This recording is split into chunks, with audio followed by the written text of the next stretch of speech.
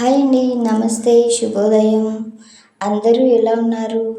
అందరూ బాగుండాలి. అందరికీ మా పోలేరమ్మ తల్లి దీవెనలైతే ఉండాలి. ఆ తల్లి నీడలో అందరం చల్లగా ఉండాలి. మా ఇంటి స్పెషల్ ఆదివారం అమ్మవారి పూజ అండి.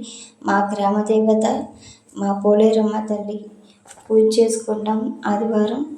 అమ్మ దయ ఉంటే అందరూ బాగుండాలని కోరుకుంటున్నాము. ప్లీజ్ అండి, support, subscribe, share. Bye friends.